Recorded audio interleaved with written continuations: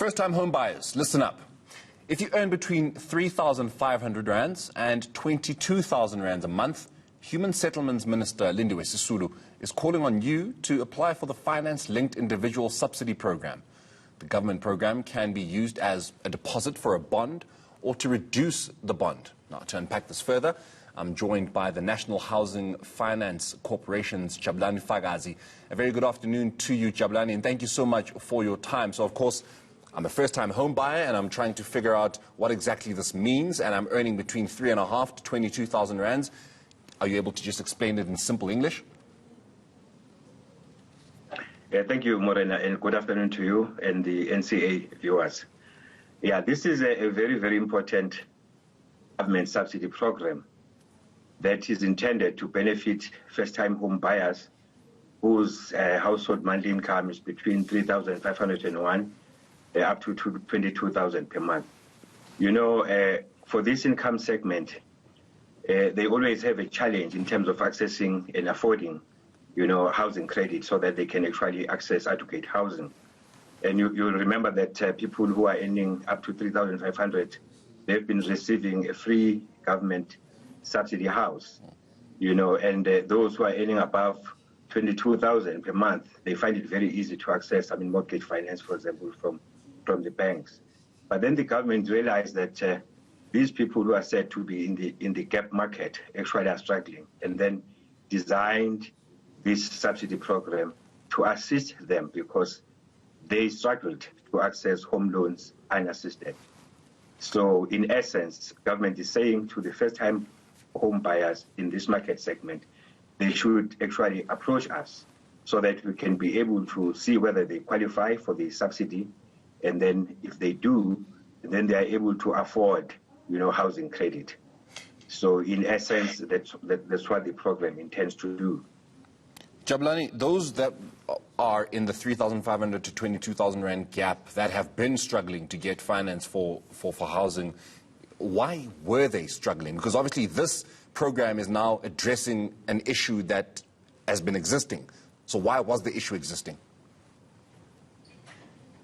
Basically, I would say it's affordability levels. You know, if you look at the mortgage finance product, you know, many people in the lower income segments are struggling or have been struggling and continue to struggle, you know, to access housing credit.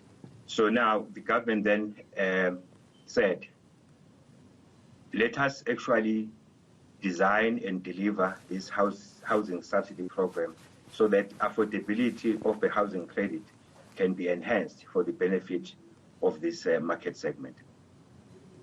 So is government encouraging home ownership with this? I mean, obviously, because affordability is still very much a concern, and home ownership is still a thing that comes with not just paying a bond every month, but paying everything like rates and levies and all those sorts of things. But is government essentially saying that we are wanting more people to be homeowners? Absolutely, absolutely. That is the intention and objective of the government, to encourage people who can afford to actually build their own homes, you know, so that they can actually have a shelter. You know, that remember that a house is just a shelter, but also it is an asset for a household, you know. So it becomes very important that each household can actually own a home. That is the intention and the priority of government, to enable all people in South Africa to have access to adequate housing. And those who are not qualifying for a free subsidy house, and then they can actually be assisted to access credit and own their own homes. Now, obviously, there shouldn't be... Sorry, Jabulani. Obviously, there shouldn't be anybody, at least I believe, earning less than 3,500 rands. But if for those that are, what then do you say to them who would like to have a shelter and a place that they can call their own, and this does not include them because it starts from 3,500? What then do you say to those people? You mean those who are earning below 3,500? Correct. The government has been assisting them, but as you might have heard, or the viewers might have also heard, that the government is actually in the process of implementing the Rapid Land Release Program. And through that program, the service stands will be delivered for free to those who qualify that is those who are earning below 3,500, and then they can be in a position to be assisted to build their own homes. But this program specifically called FLISP, which is Finance-Linked Individual Subsidy Program, is targeting those who are between 3,501 up to 22,000.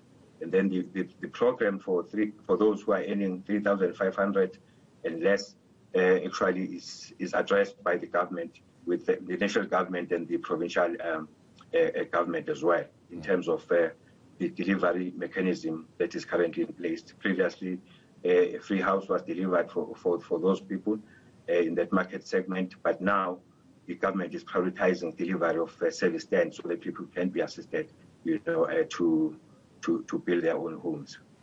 Jabulani, thank you so much for your time this afternoon. That is Jabulani Fakazi, of course, who is from the National Housing Finance Corporation, just joining us there, of course, to talk about this finance-linked individual subsidy program.